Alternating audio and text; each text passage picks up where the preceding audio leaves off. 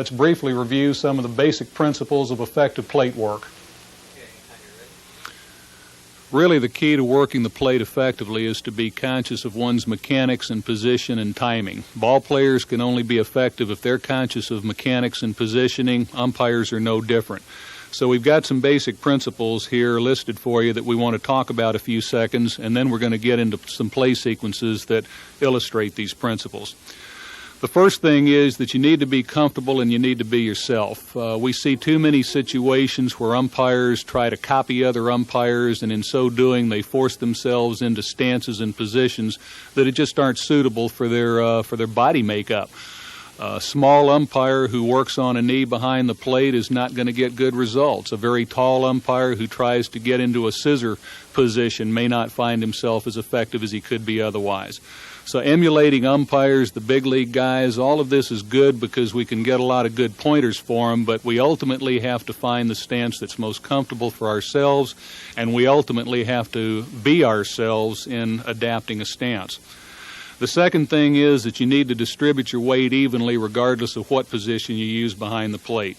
If you use a box stance where you basically just squat behind the plate, then you need to have your feet basically shoulder width apart. One foot should be slightly ahead of the other one, but not a lot. We don't want to be having your leg way in the slot. We basically want you to be squared around behind the plate. If you're working a right-handed batter, you should have your left foot just a couple of inches ahead of the other foot, again, shoulder width apart. If you're working a left-handed hitter, you should have the right foot just a tad in front of the left one, but again, not a lot. We're just talking about a couple of inches. If you work a scissor position behind the plate or you work on one knee, then you don't want to put all of your weight on the lead leg because that's going to tire your leg out and it's going to make you want to pull out of your stance too quickly. So what you need to do, whether you're working a box, a scissor, or a knee position, is to distribute your weight evenly on your legs so as not to tire one out as opposed to the other one, and to keep your weight off your lead leg if you're working scissor or knee. The third thing is you want to be sure to keep your head above the catchers. All of us, I think, have a tendency to want to slip too low, and when we think we're having trouble with the knee pitch, our natural tendency is to drop down a little bit lower so as to try to see the low pitch better. The umpire schools, the professional umpire schools will tell you the most effective thing to do when you're having trouble with the knee pitch is to get up a little bit higher, not drop lower. So try to set your head at the top of your strike zone, which obviously is going to depend upon the hitter. In all instances, you want to have your head above the catcher because otherwise he's going to block you out of the pitch. You always want to have your head, if possible, on the inside corner of the plate. Watching different umpires work behind the plate, I've noticed that some of them want to have a tendency to get their heads about 6 inches inside the inside corner. Number one, this is going to make the outside corner look even farther away, and you're going to lose all your perspective in calling that pitch. Number two, it's even going to distort the perspective on the inside corner. So the first thing you ought to do when you're setting yourself up behind the plate and you get ready, you're getting ready before the pitcher delivers, is to take a quick look down and see if you got your head matched up on the inside corner of the plate. Fourth thing is you want to try to create a window, and by this I mean you want to try to put yourself in the same position on every single pitch. You don't want to be low this time and a little higher the next time and inside this time and outside the next time. Try to keep number 3 in mind. Try to keep your head above the catcher and on the inside corner, and then create a window so that you'll be seeing every pitch the same way every time, same from inning to inning, day to day, week to week. If you create this window, you're going to increase your consistency an awful lot because you won't be seeing pitches from a different perspective. If you're having trouble with the catcher, if he's setting up too far inside, then just have a talk with him and let him know that you recognize that he has a job to do, but by the same token, so do you. And he can get inside and do his job without crowding you so far inside that you lose your perspective. Whatever you do, don't let the catcher's position force you to go over the catcher's head or even worse, over his outside shoulder in order to call pitches, because you're not going to have a clue on balls and strikes if you get off the inside corner. Have a chat with the catcher and tell him, remind him that the two of you need to work together for 9 innings, and you're not trying to keep him from doing his job, but he's got to let you do yours too. The fifth thing is when you do figure out a position that's suitable for you, be sure you keep steady. Don't go with the pitch. In other words, if you're set up on the inside and an outside corner pitch comes in, don't allow your head and your body to go with it. and to follow it outside, because again, you're going to lose your perspective and you're going to collapse this window I was just talking about. Force yourself to keep your head in the same steady position. With your eyes, follow the pitch into your glove, but into the catcher's glove, but don't follow the pitch into the glove with your body. And don't bounce around, because again, this is just going to distort the perspective. The next thing is you need to find a nice fluid rhythm behind the plate. You want to be poised and relaxed. You don't want to appear to be lethargic. You don't want to look like you're lazy, but on the other hand, you don't want to look like you're so excited that this game is too intense for you. Try to avoid nervous mannerisms like fooling around with your indicator and gazing at the stands and fooling with your hands and kicking dirt and things of this sort, because this is all part of the perception thing. It makes it appear as if you're nervous and you're excited. Try to concentrate on not allowing yourself to get so caught up in the intensity and the flow of the game that your body language signals that you're getting caught up. In other words, if you're fluid in the first inning and you're relaxed in the first inning, then try to get yourself to where you're going to be just as fluid and just as relaxed in the ninth inning when the game's really far more intense. You'll come across better to the participants, and they're going to have a lot more faith in you if you maintain the same rhythm and the same cadence and the same strike call and the same voice and the same body language and the same everything from the first inning through the ninth.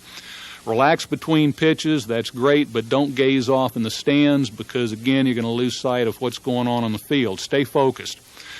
Next point is not to get into your plate stance and your plate position too soon, because if you get locked in way before the pitcher delivers, you're going to get tired, and this is particularly true as the game goes on and the innings pass by. So what you need to be doing in the pro schools, they'll tell you that there's a certain kind of a rhythm you ought to get yourself into. The pitcher gets on the rubber, you get set, now you get in your position, you call the pitch. On the rubber, get set, call it. On the rubber, get set, call it. It's almost like a mantra. And you ought to be thinking about this. So when the pitcher's getting on the rubber and he's taking the signal from the catcher, now's the time where you ought to be getting ready to drop down into your position. But only when the pitcher actually begins to go into his delivery do you want to physically get down in your stance. Because as I say, otherwise, if you get down too quickly, you're going to get nervous, you're going to get tense, your legs are going to wear out, and it's going to affect your judgment. When you get down in your position, keep a couple of things in your mind. You got to keep your back straight, for one thing. A lot of umpires get into difficulty behind the plate because they bend over from the waist so that they're effectively looking down. You need to keep your head up. You need to be looking straight ahead. You need to keep your back straight.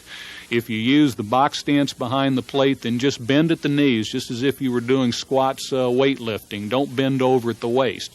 It really does distort the perspective, and this is something you need to continually be reminding yourself. Bend the knees, keep the back straight, keep the head up.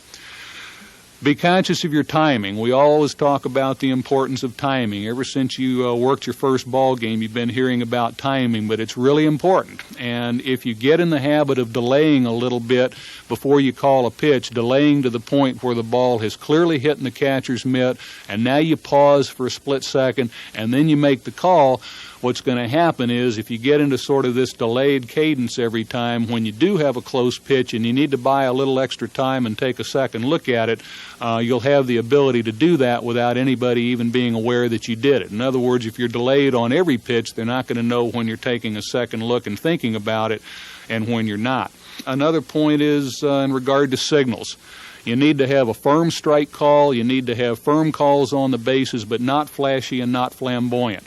By all means, stay away from the exaggerated strike three call where it looks like you take 4 steps out to one side of the plate and go through a couple of pirouettes before you get through. First of all, it's far too flamboyant. It calls undue attention to yourself. It makes it look to people as if you're trying to be the center of attention.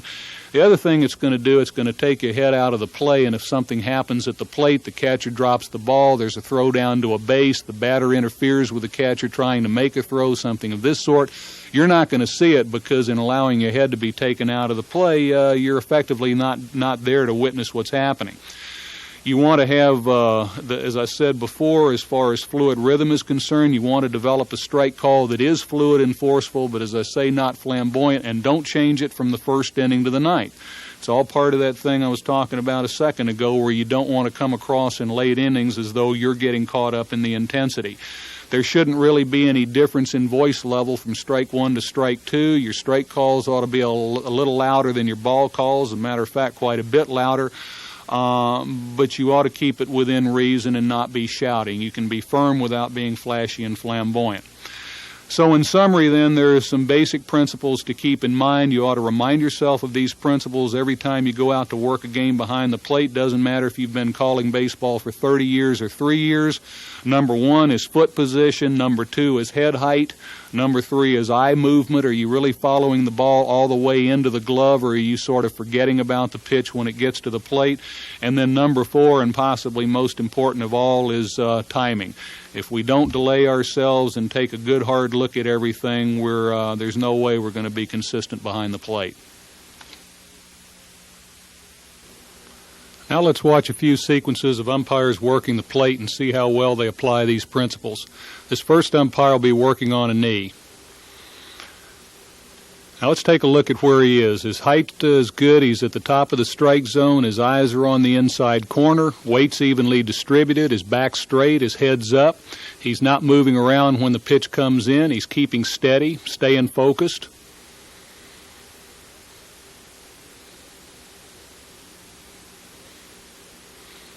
Smooth and rhythmic. Watch how he gets down. He's not too early. He gets there just as the pitcher's delivering. Again, up and down, easy, relaxed in between pitches. A little bit on the batter's box rule here. Earlier in this video, Bill said we don't want this rule enforced where batters quickly and barely get out of the box. This fellow is quickly and barely out of the box. That's not the intent of the rule. We don't want this enforced.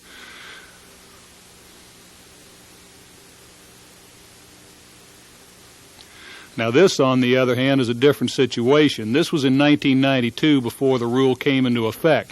But if this were 1995, we'd want this enforced. He's clearly out of the box. This is what the rule is designed to prohibit. Now what the umpire ought to do in this situation is point to the hitter, give a strike signal to signify to everybody that you are enforcing the rule.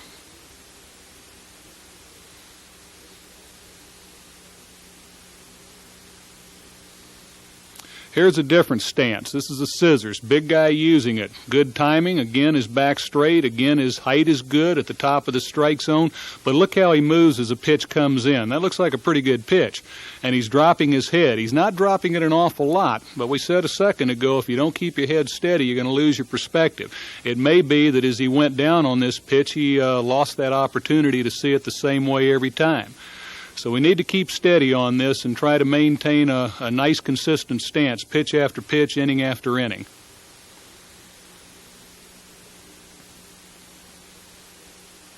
We've got this one in here to demonstrate a strike three call. Timing's okay, but we said a little bit ago it's better if you make your strike three call so as not to take your head out of the play. If this hadn't ended the inning and there'd been a follow-up throw to a base or something of that sort, this umpire's not in a position to see it.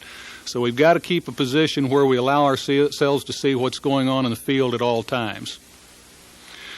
How's this for a black pitch? We talk about what we want called as far as balls and strikes. There's your outside corner. Classic example. Not too far out, right on the black. Inside corner, right on the black. Umpire called both of these strike three as they properly should have been called.